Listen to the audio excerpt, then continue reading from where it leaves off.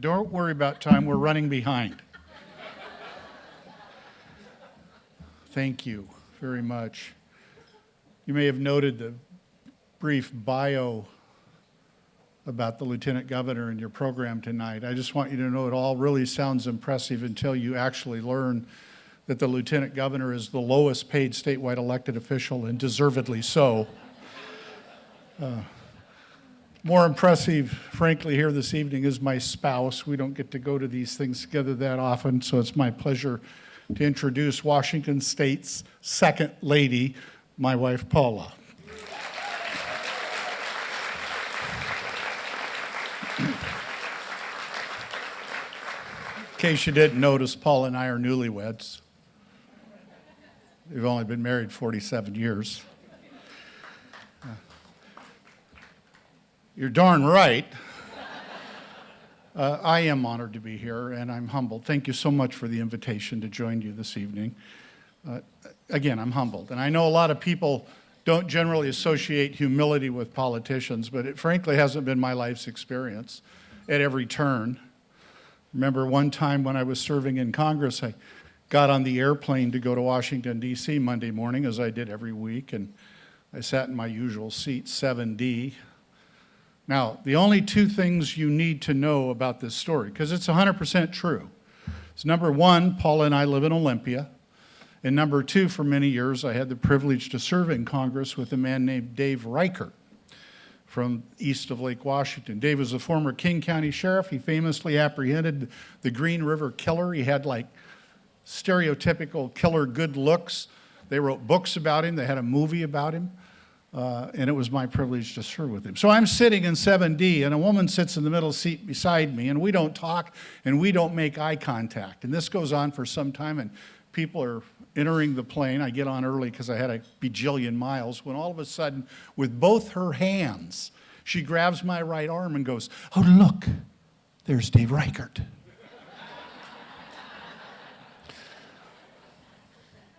To which I responded, "Oh, do you live in Congressman Reichert's district?" She says, "No, I live in Olympia." I asked her if she knew who her member of Congress was. Of course she didn't, but I thought this is my opportunity. I kind of, well, frankly, I puff up a little and I say, "Well, his name is Denny Heck." She says, "No, that's not it." Humbled, I tell you, humbled. I have a confession to make. I think Clallam County is the most beautiful county in an incredibly beautiful state. And I just don't get it. Do you ever get tired of it? Do you ever get used to it? This beauty is just unbelievable. You know, the Olympic National Park and Hurricane Ridge and Dungeness Wildlife Refuge, the whole rainforest, Cape Flower, on and on and on. I'm reminded of Yul Brynner's famous line in The King and I, et cetera, et cetera, et cetera. It just goes on. Of course, Clallam County has other great assets, including several very strong Indian nations and communities, like the Jamestown Clallam, in whose house we meet tonight.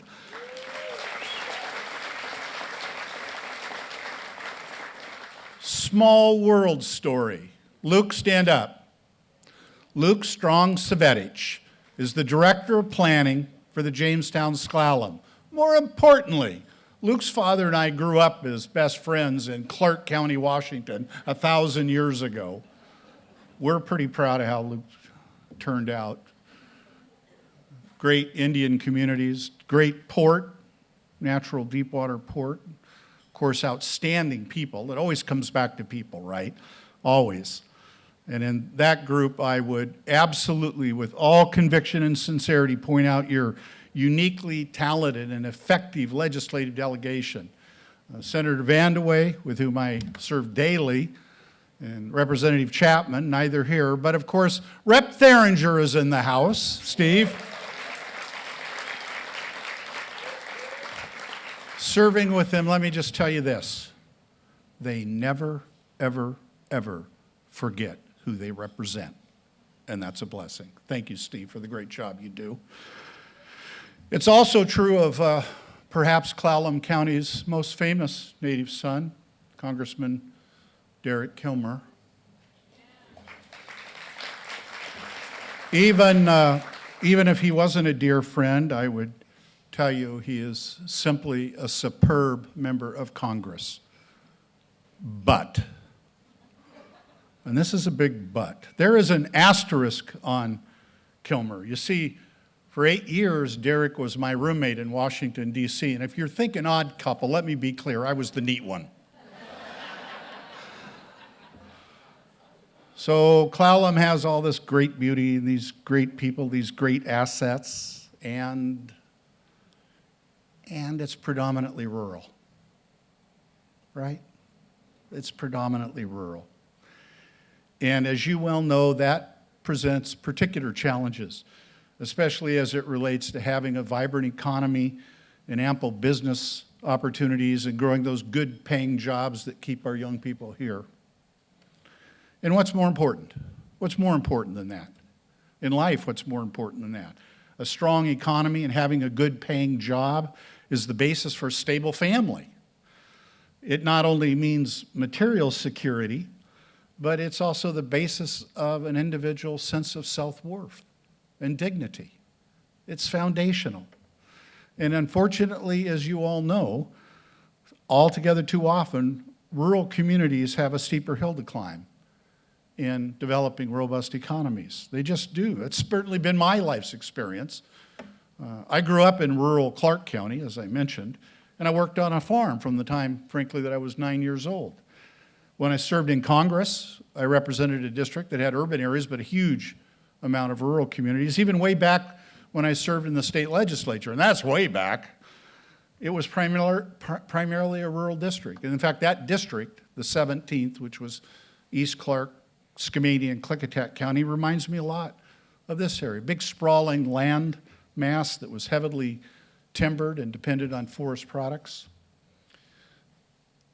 I actually, speaking of forest products, had the privilege to serve as chief of staff to Governor Booth Gardner, who some of the older people in the room will remember, in the late 80s and early 90s, just as the spotted owl controversy erupted. And I'm here to tell you, we mobilized with a vengeance to try to buffer the negative economic impacts. It was clear to us that the federal law was going to require a greater commitment to some environmental considerations.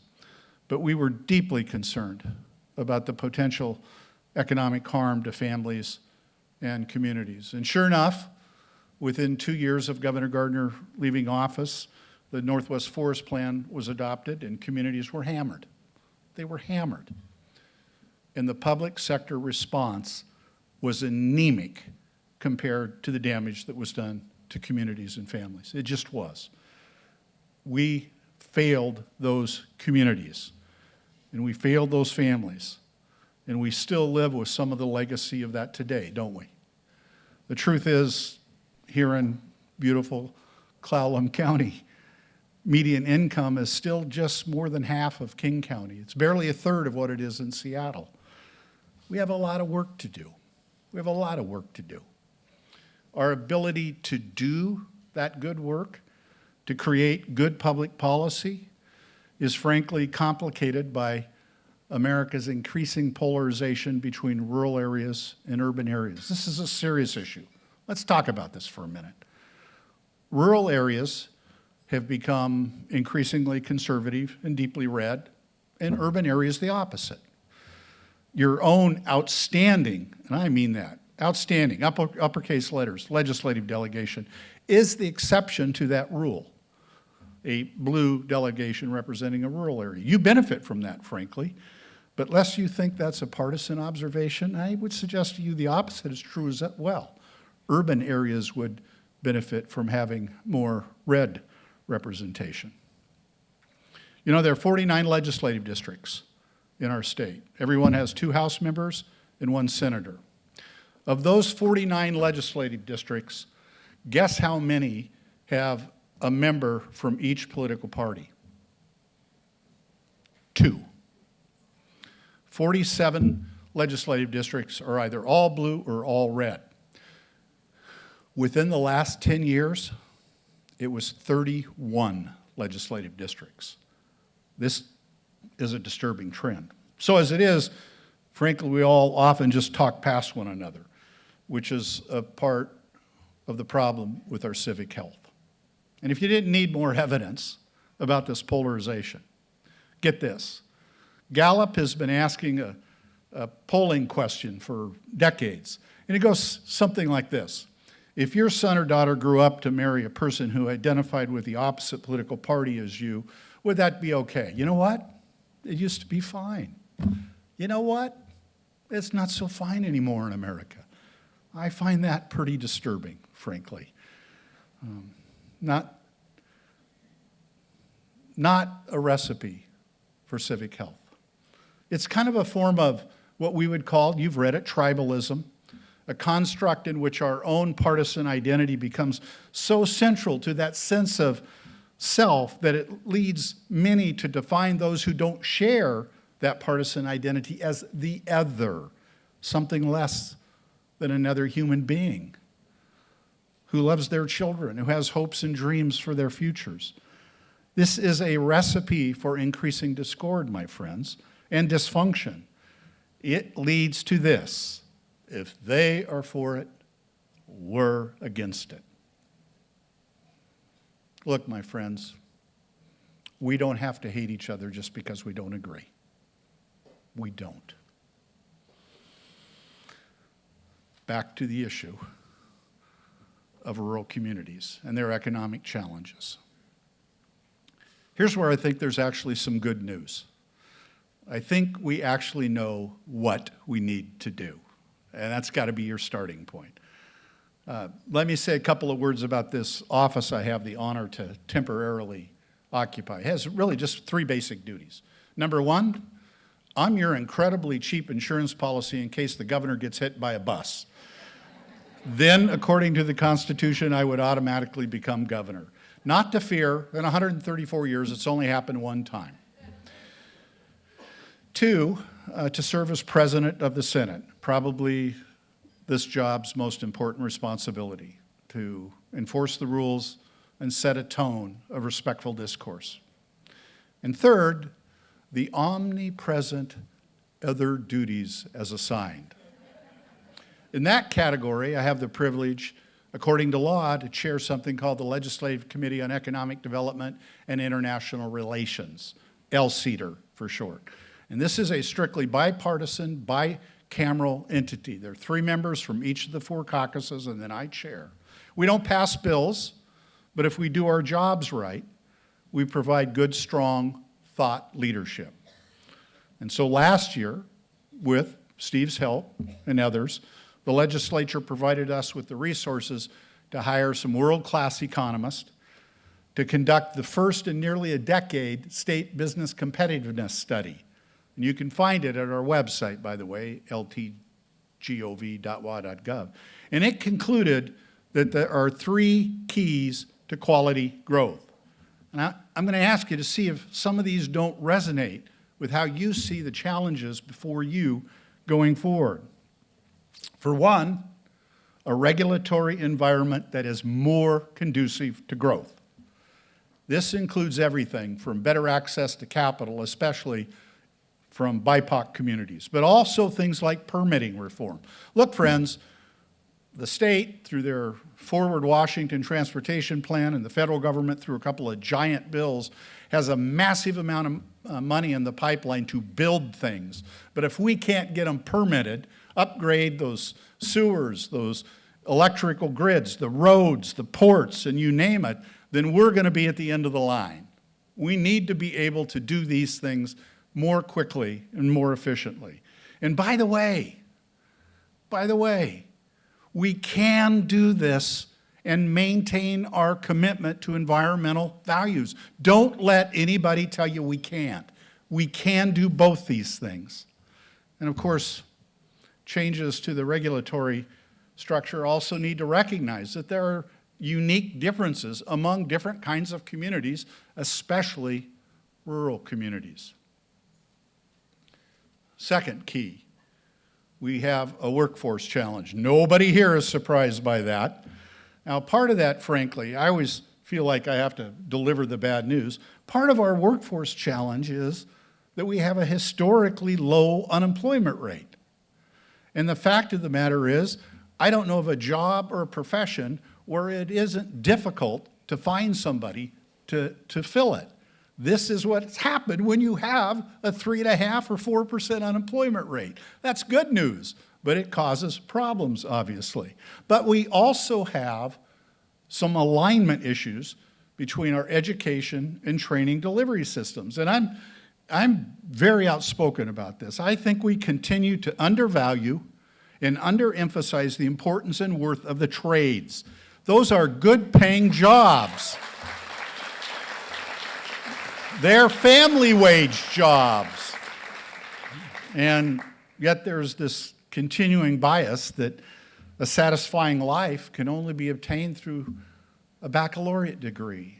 And that's just not true. Third, the number one barrier to economic growth in our state, statewide, urban areas, suburban areas, rural areas, as suggested to us in a poll of economic development professionals. This wasn't us. This was the people who make their living trying to attract and expand existing businesses. The number one problem, Matt, you already talked about it, housing shortage. We have a serious housing shortage in Washington State. It's so bad, my friends, that we can compare ourselves on an apples-to-apples basis with other states. We're 49th out of 50. And just a few months ago, we were actually 50th. There is far greater demand than there is supply of all types. We need more housing of all kinds for all our neighbors everywhere. That's the fact of the matter. And it causes all sorts of problems, in addition to retarding economic growth. Housing shortage lies at the intersection of much of what besets us. Since God has not repealed the law of supply and demand, we know that when there's much greater demand than supply, it causes prices to rise, and much faster than wages. That's the nature of supply and demand. It is not arguable. You have more demand than supply, prices go up, and prices have gone up. People looking to buy cannot.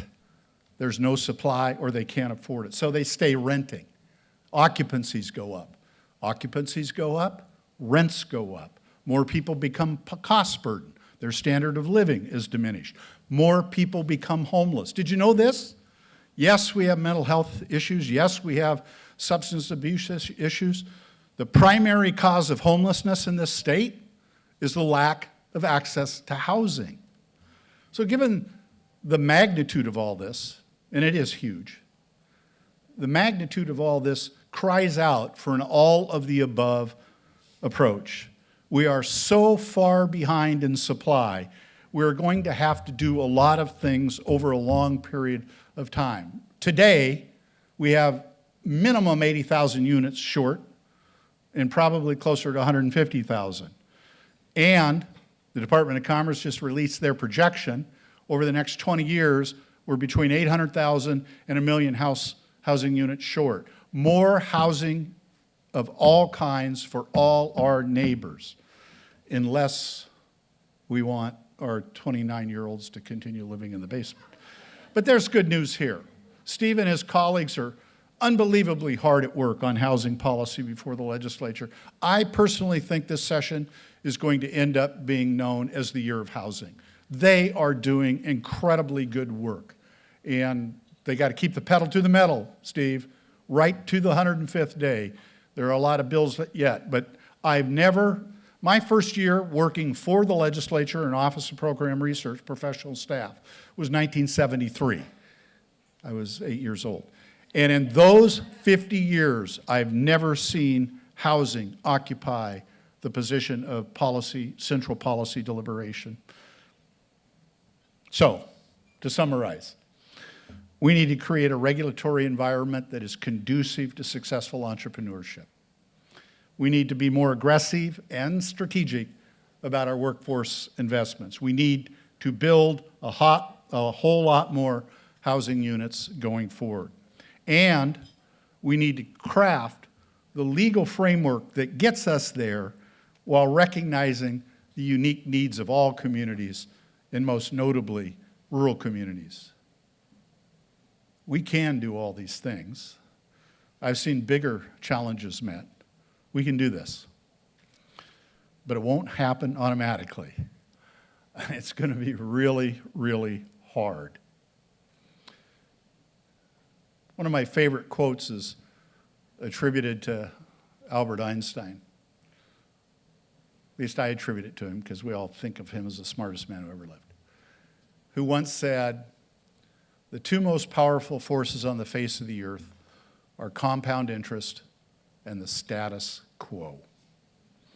Any time we seek to change what is, the status quo becomes a stubborn adversary. Doesn't matter what it is. It can be daunting, especially in this day and age where, well, frankly, all politics feels like it's a little bit dirty pool. When I think about that, how daunting it is and how challenging it is, I find my inspiration of late, especially in this hyper-partisan, hyper-polarized world in which you're existing, by rereading a section of the noted American historian John Meacham's recent book, The Soul of America. In it, he writes the following: "For all our darker impulses, for all our shortcomings, for all the dreams denied and deferred, the experiment begun so long ago, carried out so imperfectly, is worth the fight. There is, in fact, no struggle more important and none nobler than the one we wage in the service of those better angels who, however besieged, are always ready for battle." You've been very kind with your attention tonight.